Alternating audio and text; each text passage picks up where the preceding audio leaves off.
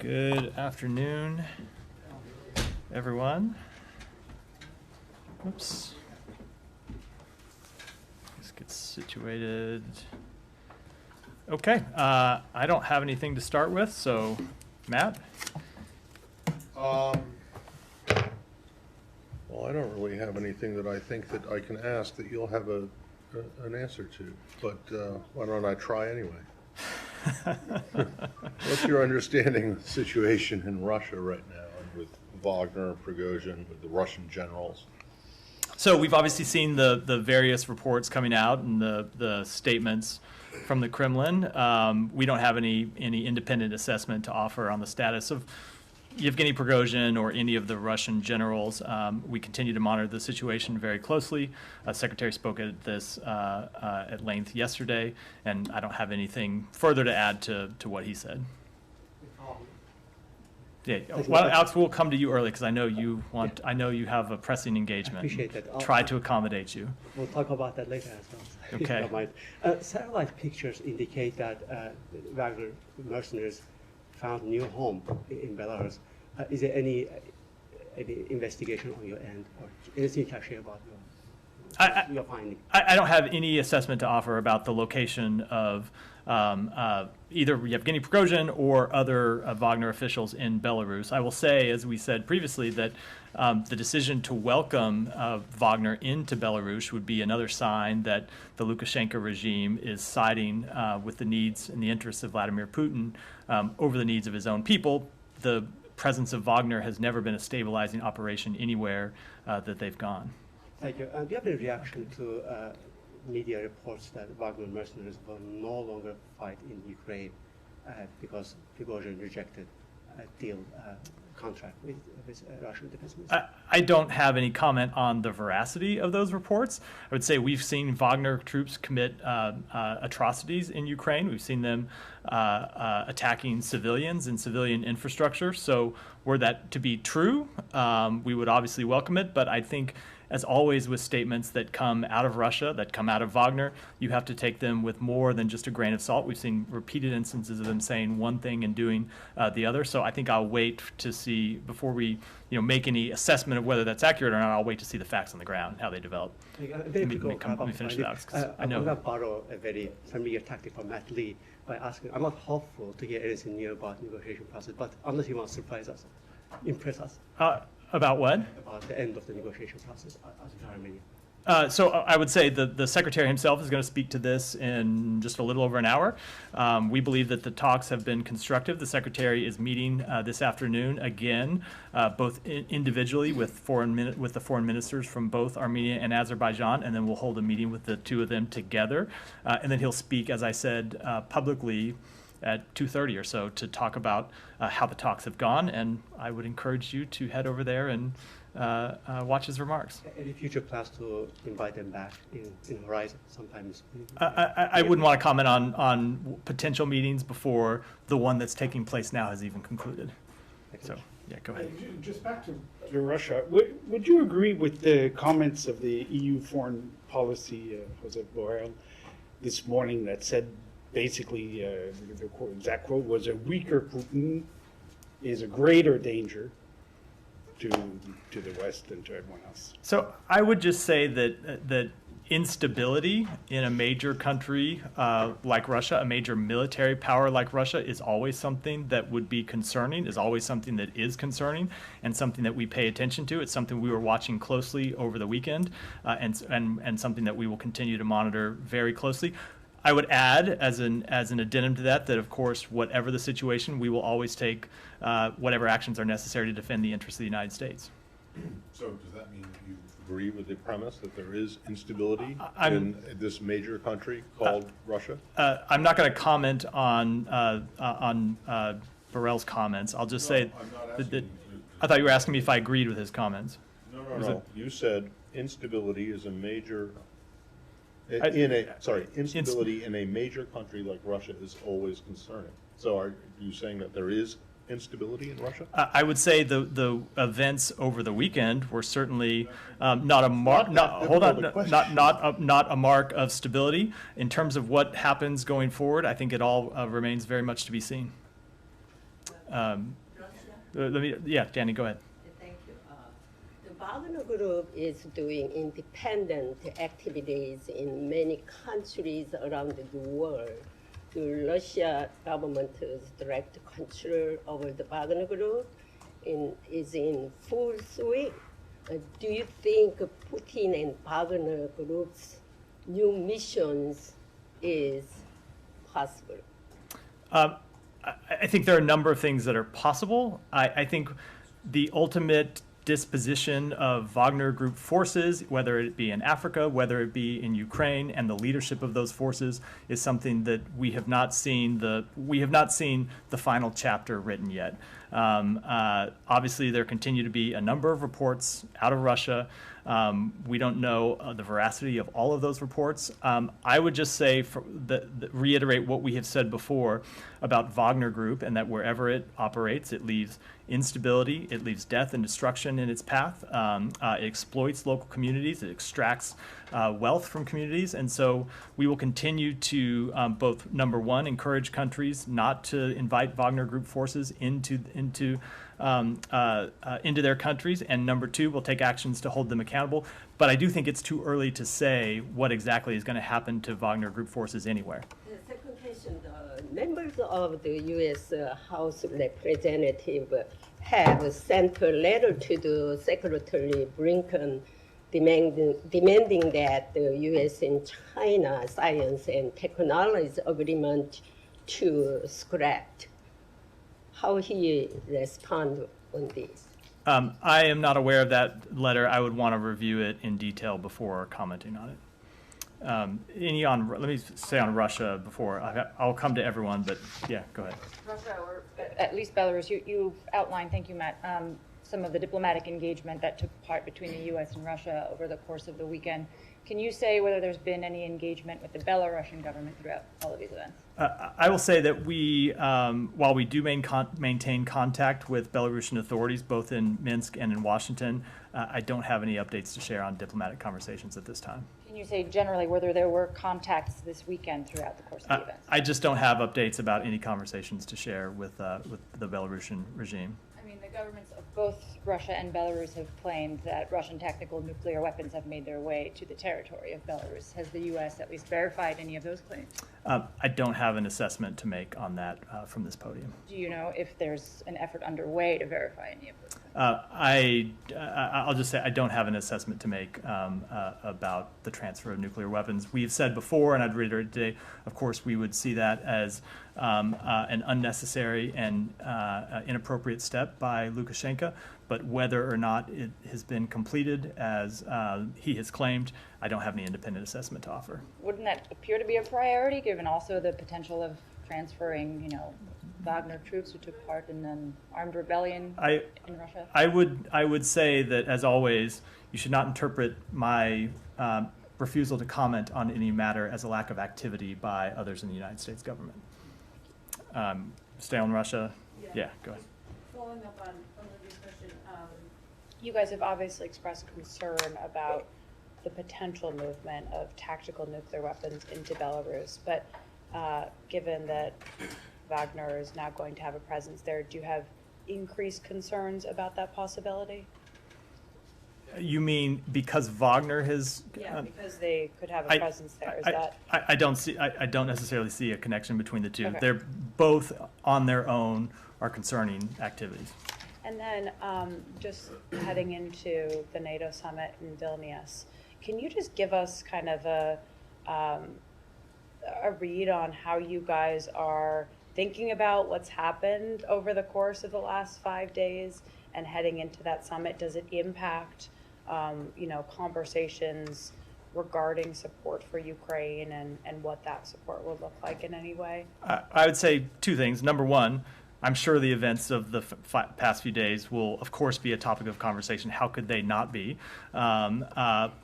Which is not to say it's a specific agenda item or you should expect any specific actions on that. But we consulted with a number of our allies, including NATO countries, over the weekend about the events in Russia.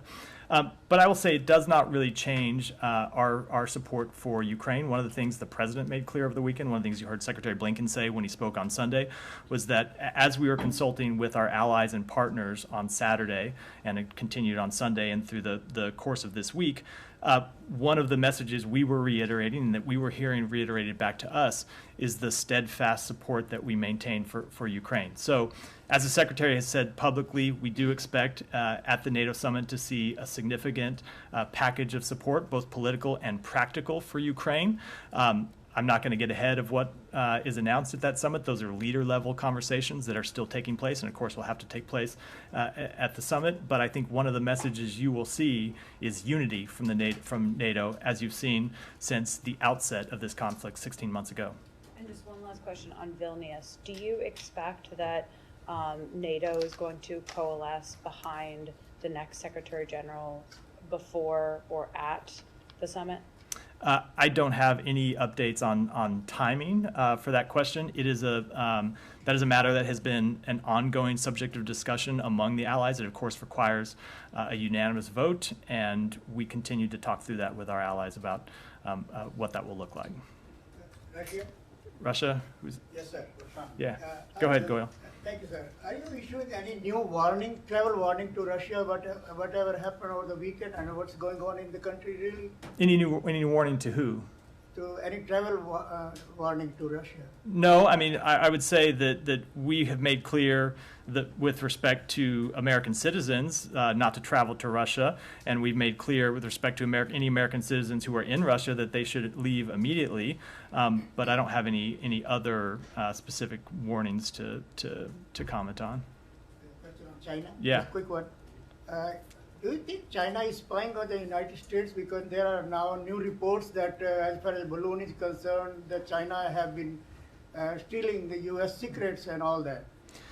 So I don't have any comment on that specific report. I will say more broadly that one of the topics of conversation when the Secretary was in Beijing, the topics of conversation with his Chinese counterparts, the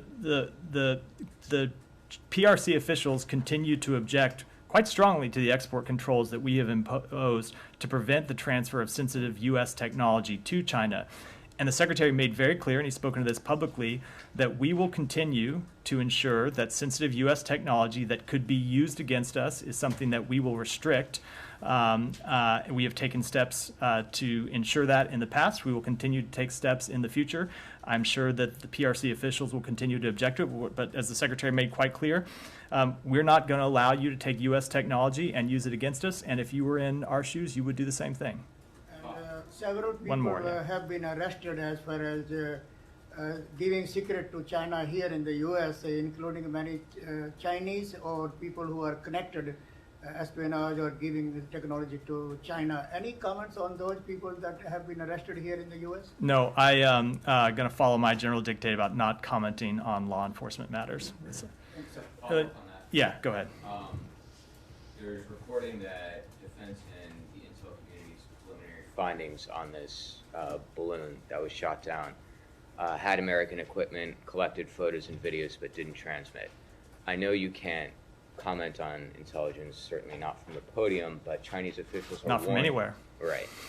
But Chinese officials are warning that the report shouldn't be made public or it would harm the bilateral relationship. So what's state position on making this report public? I would say it's a matter for the FBI. It's not for the State Department. We've moved. Yeah, we'll do Russia and then go to the other topics. Go ahead. Former NATO chief Rasmussen recently said that a group of NATO countries may be willing to put their troops on the ground in Ukraine should member states during the summit at Vilnius not decide to provide any tangible security guarantees to Ukraine. Will the US support this move by their partners at NATO? I will say two things. Number one, I think you will see tangible NATO support for Ukraine as a result of the summit. And that support will include U.S. support. We just yesterday announced, or I guess it was 2 days ago now, announced an additional $500 million of security assistance, including security assistance tailored to the counteroffensive that is ongoing. And then the second thing I would reiterate is that the president has been very clear that U.S. troops will not be on the ground in NATO, or in Ukraine. Excuse me. One more question. Yeah. On Ukraine, a couple of weeks ago, the Ukrainian National Council on Television and Radio Broadcasting revoked licenses of 7 opposition TV channels in the country. Are you aware of this? Do you have any comments? I've seen the reports. I'm not familiar with the underlying details and don't have any comment on them.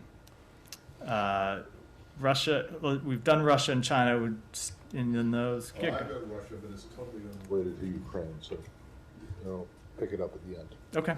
Said, Said, I'll come to you next. Go ahead. You've had your hand before. Armenia, Azerbaijan. Yeah. Residents of Nagorno-Karabakh say that they don't have food, electricity, or gas, and Armenia is asking for security and supply guarantees. Does the U.S. support that request?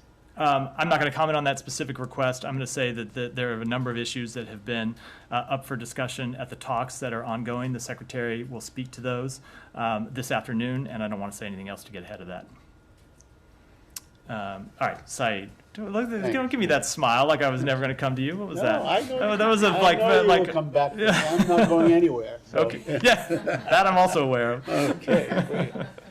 All right. Very quickly on the appointment of Dan Shapiro that the Secretary just tweeted about and so on.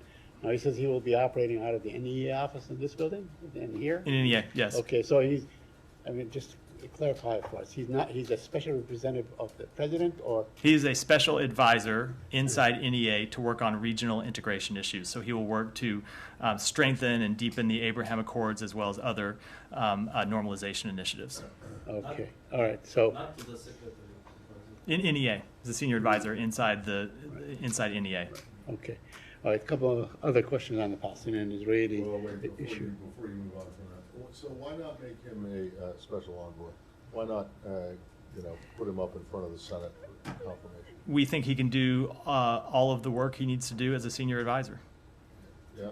Is it not the case that you believe that the Senate confirmed position would have a stronger, more impact? No, I think that you see a number of people inside this building, from the Secretary to Assistant Secretary Leaf, who work on all these issues.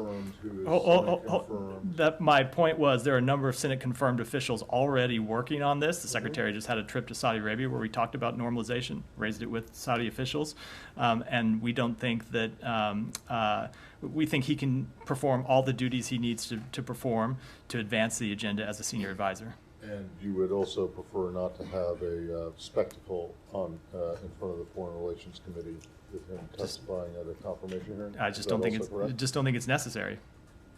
Well, it might not be necessary. What I mean, the Senate confirmed pieces. I don't think is necessary. Okay, just to continue.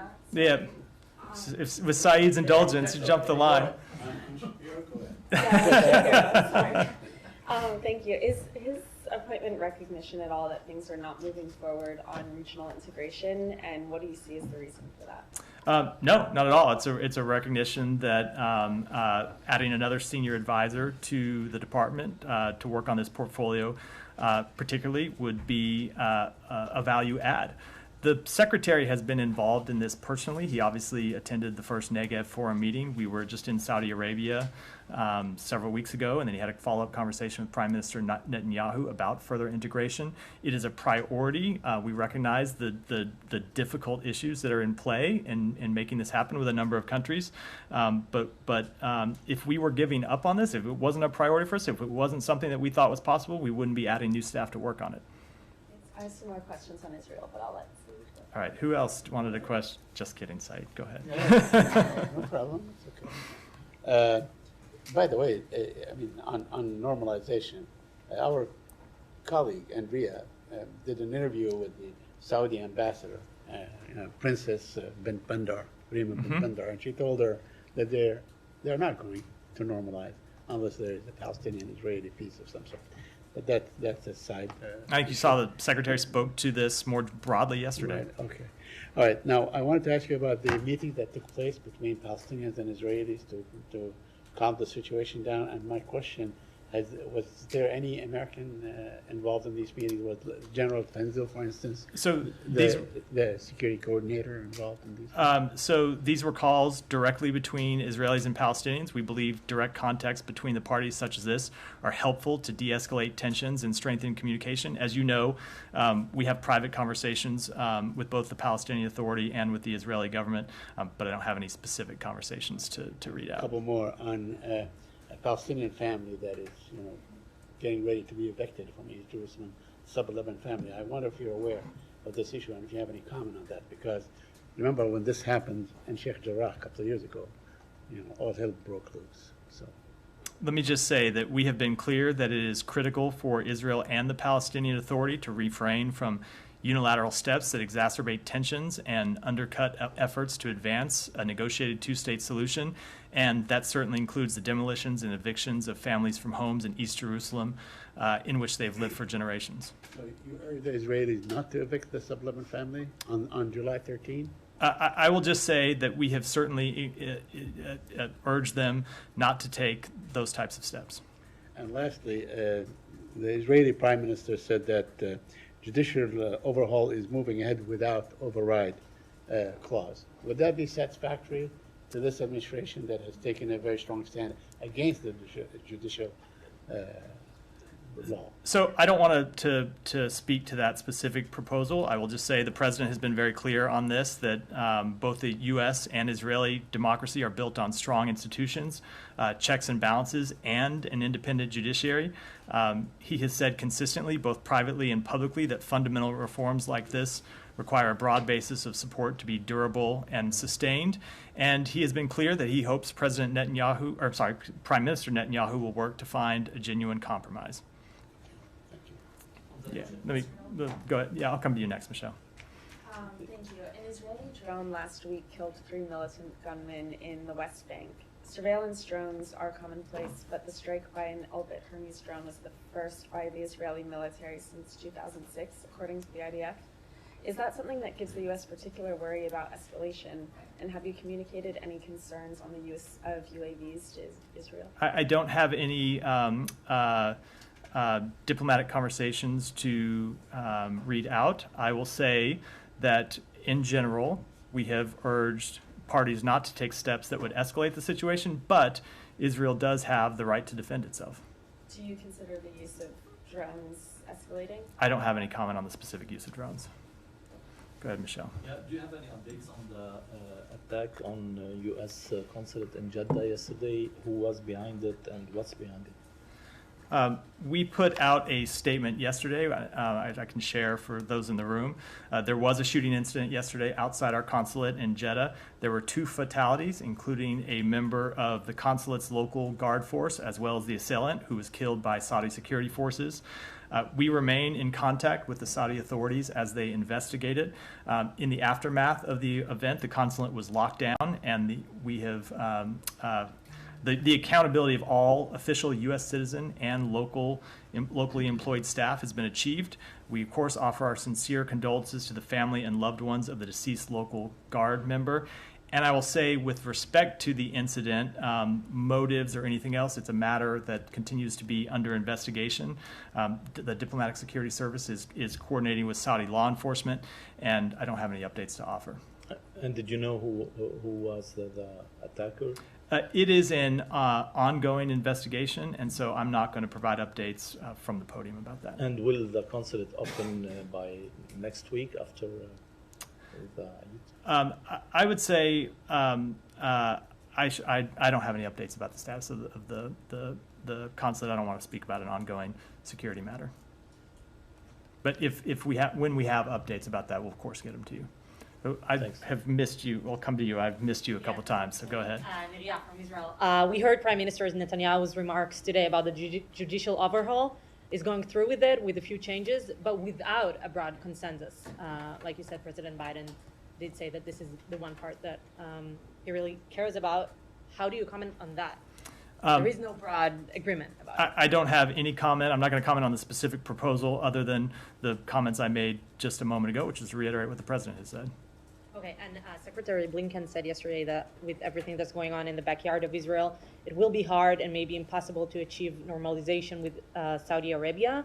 Did you get any messages from the Saudis, from Saudi Arabia about this issue? Well, the secretary traveled to Saudi Arabia several weeks ago and met with the crown prince and the foreign minister, and one of the issues we discussed was normalization and what it would take to potentially achieve normalization, which we continue to recognize is not something that's easy to achieve, but we think is important enough to work on. So I won't speak to those comments other than to say we generally won't in our meetings we'll talk about what we said sometimes, but we won't generally talk about what the other side.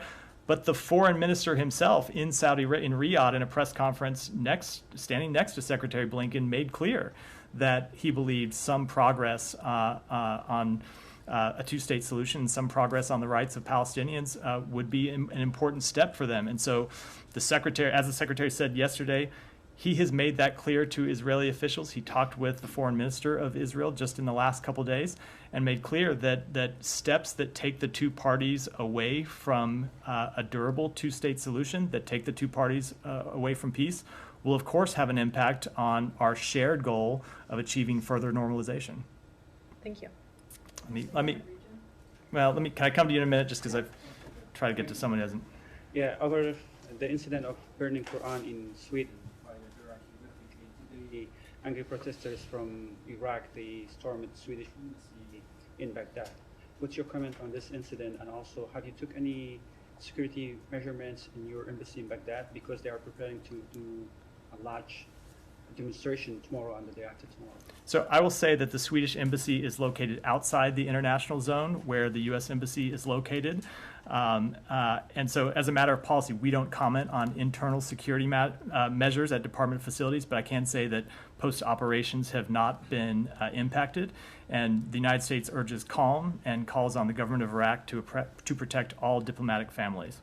And to the Quran burning incident, do you see it as a freedom of expression, or are you condemning this incident? Because there's a lot of reactions from Turkey, from Iraq, and from several Middle East countries. I will say that we do condemn it. We're deeply concerned by the act. The United States, of course, supports freedom of expression and the right to peaceful assembly as elements of democracy.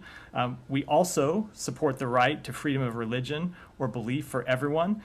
We believe the demonstration created an environment of fear that will impact the ability of Muslims and members of other religious minority groups from freely exercising their right to freedom of religion or belief in Sweden. We also believe that issuing the permit for this demonstration supports freedom of expression and is not an endorsement of the demonstration's actions. More work to foster an inclusive environment for members of religious minority groups is needed, but I would note that the Swedish Justice Minister said Sweden has strong protection for freedom of expression and the police handles permit issues. At the same time, the fact that it is allowed does not in any way mean that we have to support what is said. And do you think this, because Turkey showed their reaction to this, do you think this will affect the negotiation between Turkey and Sweden over the NATO membership? I won't speak to whether it will impact it or not. I will just reiterate that we have been very clear, both publicly and in conversations directly with Turkish officials. Secretary Blinken met with the Turkish foreign minister just last week in London, and we talked about this, that Sweden has taken a number of significant and important steps to respond to concerns that Turkey has raised. We believe those steps should be sufficient to address those concerns, and that it is time to move to full accession to NATO for Sweden. Sorry, can I just clarify? Yeah. What exactly are you condemning here? The burning of a Quran. Okay, you're condemning the burning of the Quran, and yet you're not, but yet they had every right to do it. Yeah, we can both believe that people have a right to commit these acts and believe that they are deplorable at the same time. Okay, and so you have no issue with the Swedish authorities, Swedish police granting a permit for a demonstration that was specifically going to do something that you find objectionable, but you still find the actual actions condemnable. Yes, as can be true in the United States, where there can be, yeah, I just wanted to make sure I yes. understood what you Yes. said, what you were condemning. Exactly right. Go.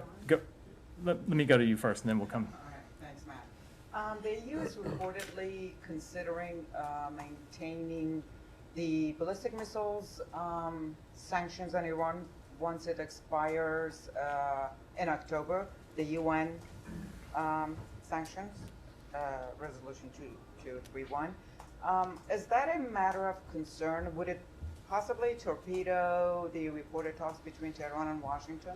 I will say we have made no changes to our sanctions with respect to Iran, but Iran's development and proliferation of ballistic missiles poses a serious threat to regional and international security and remains a significant non-proliferation challenge. We will continue to work with our partners and allies, including the E3 and the EU, to counter the threat posed by Iran's ballistic missile capacity, irrespective of the UN sanctions.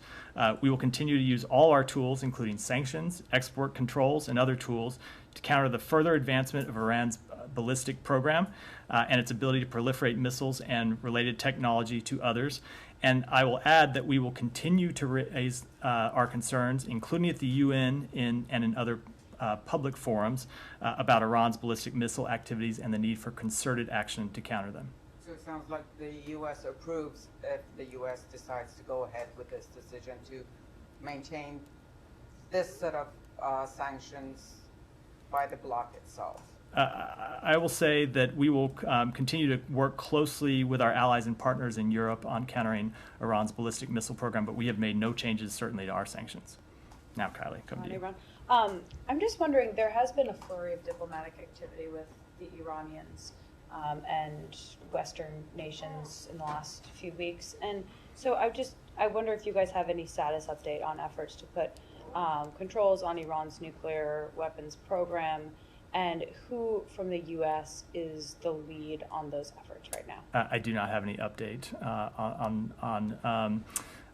on those efforts, and will only say that it continues to be a matter that is worked on by a number of officials, both here at the State Department and at the White House. And so Rob Malley is still the special envoy for Iran, even though Brett McGurk has taken a bunch of meetings on this recently? I don't have any comment on his status, but Brett McGurk this has been always in his portfolio. Sorry, but you don't have any comments on his status? What do you mean? I don't have any comment on his status. He is the special envoy. Yes, Oh, okay. Yes. Sorry, he is. He is. Say Yes. something like that, it makes it sound as if that's So like he's saying, still the yes, Yeah. this Russian general. He no is the special. So he's still the special envoy He is the for special. Iran, He is. even though others are involved in the portfolio? Correct. Okay. So why Thanks. not bring him here to brief us on these things? It's my job to brief you every day. I'm saying, on the issue that he's responsible. I will note your request. All right. Go ahead.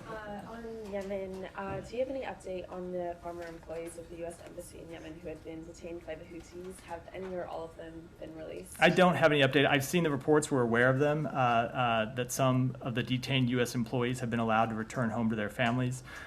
If those reports are accurate, it would be a positive step that we welcome, and we would hope that they would remain safe and unharmed with their families. We're committed to securing the release of the remaining detained U.S. and UN staff, and welcome the support from the UN Security Council and other international partners, but unfortunately, I don't have any confirmation of those reports.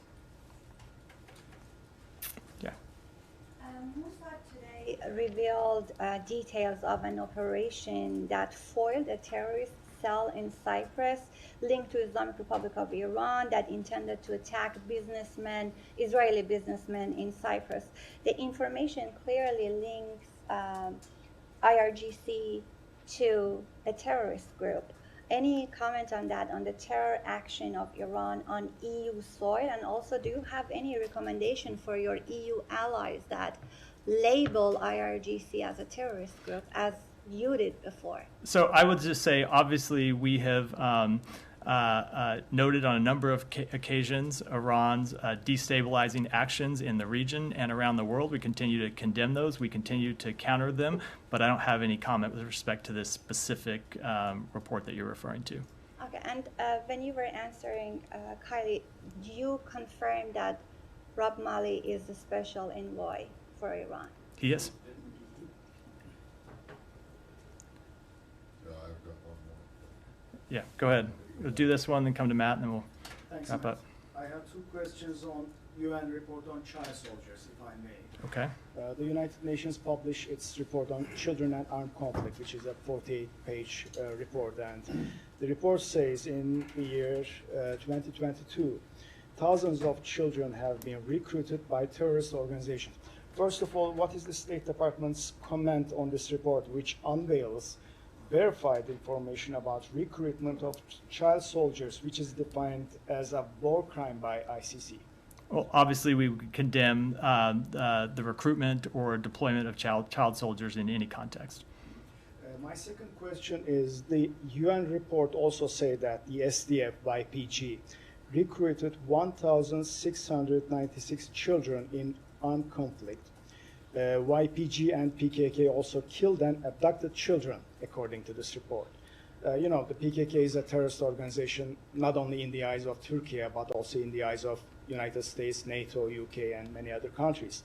So my question is, given the SDF is the US partners in Syria, are you planning to hold the leadership of SDF accountable for committing war crimes? And are you planning to sanction the SDF or maybe stop partnership with them? I will not preview any potential actions on behalf of the United States, but will reiterate my earlier comment that, of course, we would find the recruitment and deployment of child soldiers in any context to be something that we would abhor. I just wanted to ask you if you had any comment on the spectacle in Paris today with the UNESCO meeting. I do not. You weren't watching with. I was not watching. I was following updates, the but Russians, the Palestinians, and the North Koreans objected for 3.5 hours on procedural grounds to even adopting the agenda. It sounds riveting, but I confess I was not. I would like to know, though, because you guys do want to rejoin UNESCO, and the vote will apparently now be tomorrow after this display that happened today. You know, if you think that this kind of thing, 3.5 hours arguing over, you know, literally the agenda, if you find that productive, and is that the kind of organization that you really think it's the, you know, in the U.S. interest to rejoin? I would say that certainly that does not sound productive, but one of the hallmarks of a number of government institutions is free and open debate where everyone can come and government and nonprofit multilateral organizations is free and open debate, including the right of all members to make parliamentary objections at times. With that, thanks everyone. Thank you.